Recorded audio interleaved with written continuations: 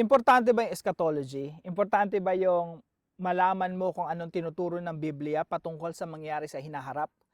Now, sa Christianity, maraming mga opinions patungkol dyan, maraming mga theories, ano mangyayari sa hinaharap according to the Bible. Marami conspiracy theories lang, no? Ang tanong, mahalaga ba na malaman natin kung ano sinasabi ng Biblia patungkol sa hinaharap? Now, I would say yes, no? Very important. Napakahalaga na alam natin kung anong sinasabi ng Biblia patungkol sa hinaharap. Kasi kung alam mo kung anong mangyayari sa hinaharap, biblically speaking, makakaapekto ito sa iyong kasalukuyan ngayon, right now. Maapektuhan ka ng future, ng belief mo about the future. Now, kung naniniwala ka na, let's say, magugunaw ang mundo next year, no? Yan ang pananaw mo, no? Next year, magugunaw ang mundo. Definitely, maapektuhan yung buhay mo ngayon. Baka ibenta mo na yung mga properties mo. Ibenta mo, hindi ka na magnegosyo. Now, ako, personally, nasaksihan ko na yung epekto ng eschatology o ng pag-aaral ng end time sa mga tao. May mga kilala ako na wala nang gana sa business, wala nang gana sa negosyo kasi feeling nila mag-rapture na. May mga kilala ako na nagbenta na ng mga ari-arian kasi akala nila nung pandemic, darating na yung, magkakaroon na ng rapture, dadagitin na yung mga Kristiyano, darating na yung Antichrist kasi yung vaccine, 666 daw yan. May mga kilala ako, tumatawag pa nga sa akin, tinatawagan pa ako, sinasabihan pa ako na, Russell, tigilan mo na yung pagbablog mo patungkol sa end times, mali-mali naman tinuturo mo. No? Tinatawagan pa ako, nasa bundok na ng samang kabundukan dyan sa Calabarzon. No? Sinasabi, pag tinanong ko, nasa ka ba ngayon? Nandito na ako sa bundok. No? Malapit na yung rapture, yung vaccine ng pandemic, COVID vaccine. Yan na yung simula ng, ng 666. So nakaka-apekto talaga kung anong pananaw mo sa future, kung naniniwala ka sa mga conspiracy theories, naniniwala ka sa rise of the Antichrist, no? That the Antichrist will rule the world, maapektuhan talaga yung kasalukuyan mo ngayon. At kung seseryosohin mo yung mga katuruan patungkol sa rapture, patungkol sa, alam niyo naman, siguro nakaka-relate kayo, no? Siguro may mga kakilala kayo na ayaw bumili ng Tide Ultra. Bakit? Procter & Gamble. Ayaw bumili ng Safeguard. Ayaw bumili, mga kamag-anak ko na lang, no? Ayaw bumili ng mga produkto na Procter & Gamble kasi daw 666, Antichrist, QR code, no? Nakaka-apekto sa buhay natin sa kasalukuyan kung ano yung pananaw natin in the future. Kaya nga ako, nag-iisip ako, no? Ano kaya nangyari na dun sa tumatawag sa akin na tumigil na daw ako sa kaka-vlog ko patungkol sa end times, mali-mali daw ako. Hindi ko alam kung nakababa na siya mula sa bundok at ano nang kalagayan niya ngayon. Marami sa kanila nagbenta ng ari-arian, no? Nagbenta ng mga negosyo. Kasi nga, mali yung pananaw sa future, mali rin yung mga desisyon sa kasalukuyan, napapahamak yung buhay. At hindi lang sila yung napapahamak, nagdadamay pa ng iba. So, yung future po talaga, may epekto yan sa kasalukuyan. Now, lalo na kung ang theology mo ay dispensationalism, naniniwala ka na yung mundo natin pasama ng pasama, syempre, maapektuhan din yung iyong pananaw sa kasalukuyan. Meron nga po akong mga kakilala na nag-a-advise sa kanilang mga anak, wag na kayong mag-asawa, wag na kayong magbuntis. Kasi sabi sa Bible, nakakatakot yung kalagayan ng isang buntis pag dumating ang tribulation. So, mga ganong klaseng payo, na sa konsensya nila, naniniwala silang totoong mangyayari. Pero syempre, mali, di ba? Ina-advisean pa yung mga anak na wag mag-asawa, wag mabuntis, wag magpamilya. Kasi kalunos-lunos kapag buntis ka tapos may tribulation. So, yung future talaga nakaka-apekto sa pananaw natin ngayon. Now, sa akin personally, nung naniniwala ako na yung mundo pasama ng pasama, paghaharian tayo ng Antikristo someday in the future, yung epekto sa akin nun, para akong naging hermit eh. Wala na akong pakialam sa politics, wala akong pakialam sa mga nangyayari sa mundo, yung mga news about what's happening in the Philippines. Ang pakialam ko lang, kung totoo talaga na pasama yung mundo, kailangan ko lang i-share yung gospel sa maraming tao at sila'y mapunta dun sa langit. Dahil yung mundo, pasama hanggang sa gunawin ng mundo. That was my mentality. Well, yung positive nun, share ako ng share ng gospel. Yung negative nun, yung sinishare kong gospel, parang si Jesus nagiging ticket to heaven. Tanggapin mo si Jesus, you go to heaven. Parang ticket lang. Pero ngayon, na nagbago yung theology ko, naging from pessimistic, naging optimistic. From being very negative, naging very positive. Ngayon, mas naunawaan ko na sa masusing pag-aaral ng Biblia, na yung Antikristo pala hindi maghahari sa mundo. Si Jesus pala ang maghahari sa mundo. Si Jesus pala yung sasambahin ng mga bansa sa mundo in the future at nagsisimula nang dumami yung mga tao na sasamba sa Panginoon at unstoppable yung paglago ng Ebanghelyo, unstoppable yung church. The church will conquer the world by the power of the Holy Spirit until all the nations bow down before the Lord Jesus Christ. That is the future. Napakaganda ng future.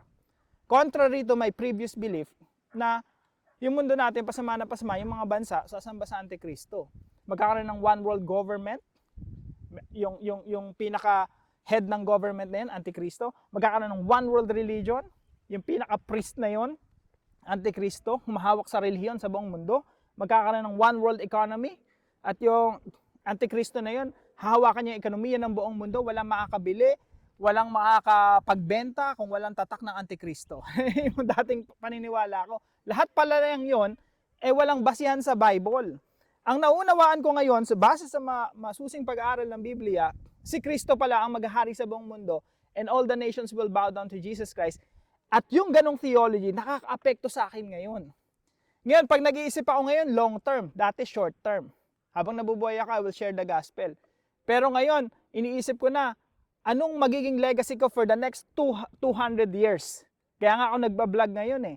I hope mapakinabangan ng susunod na henerasyon yung mga vlog ko, yung mga tinuturo ko from the Bible, na talagang magbibuild ng nations, magbibuild ng pundasyon ng susunod na mga henerasyon na makakatulong sa pagbabago ng mga bansa until someday all the nations bow down to Jesus Christ. So pag nag-iisip nga ako ngayon, long term, long after I'm gone, gusto ko may impluwensya pa rin ako sa mundo. Kung paano ako na-impluwensya ng mga Puritans long time ago, na mga kaparehong kong post-millennialist long time ago, sila Jonathan Edwards na daan-daan taon na nakalipas, no? Hanggang ngayon na-impluwensyahan pa rin ako.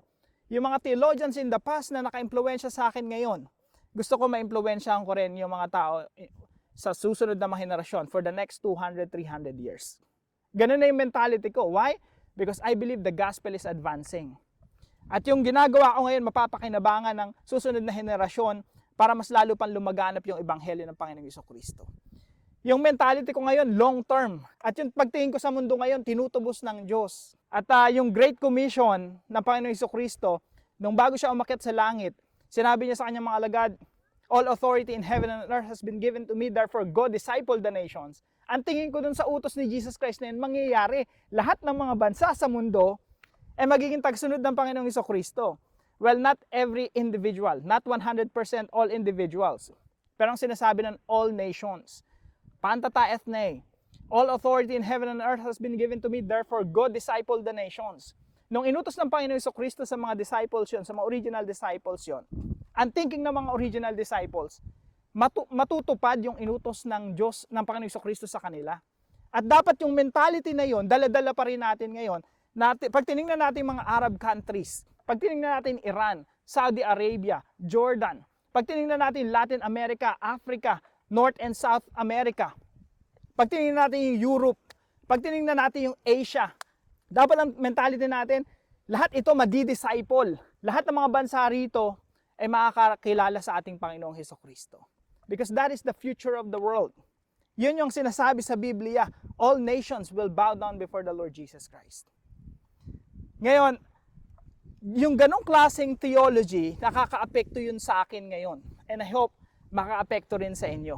Na mas maging optimistic tayo. Makita natin yung kapangyarihan ng Panginoong Jesucristo na hindi magagapi ng kahit sino. Na kahit yung quote-unquote antikristo na inimbento ng marami, na magsisimula ng one world government, one world religion, one world currency. Pag tinignan mo yung sinasabi ng Biblia, na all nations will bow down to Jesus Christ, na sinabi ng Panginoong Jesucristo, disciple the nations, dapat, pag pinagkumpara natin yon, yung theology natin na pagharian tayo ng Antikristo, dapat mamatay na. wala talagang kabuluhan. Wala siya sa Bible. Ang makikita natin, paghahari ng ating Panginoong Jesucristo. Kaya napakaganda. Kung ganun ang theology mo, maapektuhan yung mindset mo, maapektuhan yung ministry mo. Pag nagse-serve ka sa church, alam mo na yung church na pinaglilingkuran mo magtatagumpay. Alam mo na yung sinisharean mo ng gospel, someday magsishare din yun sa iba. At yung ebanghelyo na ibinabahagi mo, kakalat at kakalat yun sa buong mundo.